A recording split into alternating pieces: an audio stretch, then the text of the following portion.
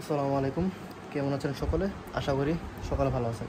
তো ইদানিং যাবৎ আমি দেখতেছি ফেসবুকে, ইউটিউবে যে কিছু সংখ্যক লোক আপনার তহিদ আফ্রিদি, বেস্টে সুমন বা অন্যান্য কেউ আছে, ওনাদেরকে নিয়ে অনেক মন্তব্য করা বা অনেক কিছু করা। যেমন লাইক এই বন্যার মধ্যে যে কে কী করলো বা আগে কে কী করছে, আমাদের দেশের মানুষ ওইগুলো নিয়ে পড়ে থাকে। আসলে কিছু কিছু আপনার নরক কিট আছে না, কিট বাচ্চা, কি বলবো আর, একেবারে তাদের মাথার ব্রেন হলো একবারে মনে করেন যে নর্দমার কিটের মতন।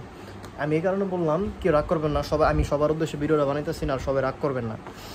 তো দেখেন, আমাদের দেশ যদি আমেরিকা হয়ে যায়, তারপরে মনে করবেন কি আমাদের দেশের মানুষগুলোর মাইন্ড সেন্স কখনো চেঞ্জ হবে না।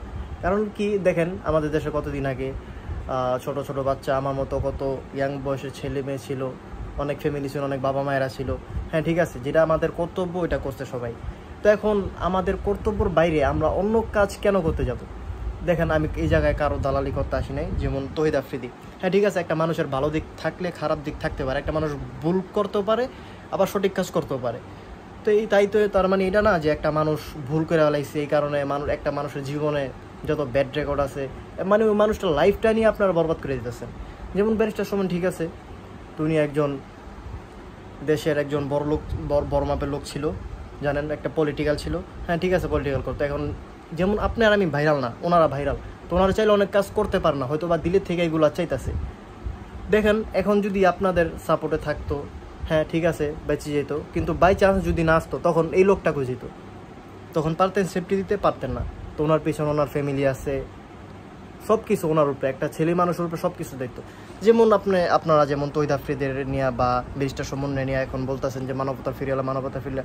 ভাই, এইসব না করে আপনারা এখন যেই মানুষগুলা আপনার বিপদের মধ্যে আছে, ওনাদের পাশে দাঁড়ান। ও কে কী করলো না করলো এইসব তো নিয়ে ঘাটাঘাটি করা ঠিক না। কারণ ঠিক আছে, একটা মানুষের ভালো দিক আছে, আবার খারাপ দিকও আছে।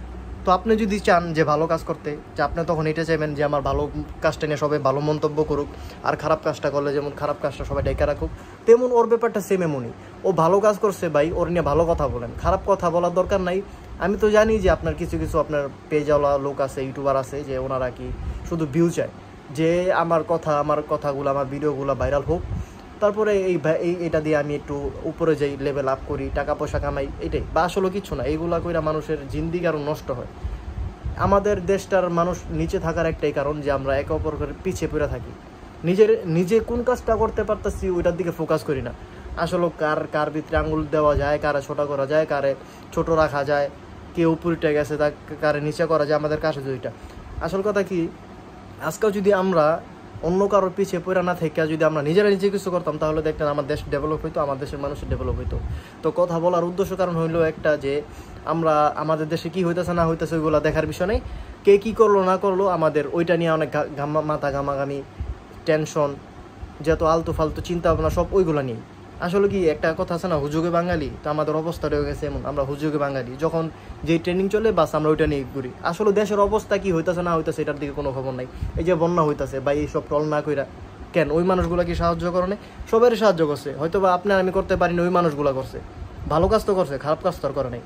তো আশা করি সবার, আমার কথার ভিতরে যদি কোনো ভুল পান আপনারা, তাহলে আমাকে ক্ষমার দৃষ্টিতে দেখবেন। কারণ আমি জানেন এত বড় ইউটিউবার না, আমি সামান্য একটা ভিডিও দিছি যে আমার কথা শোনার পর অনেকে বুঝে। তো ভালো থাকবেন সবাই, সুস্থ থাকবেন, আবার দেখা হবে ইনশাআল্লাহ।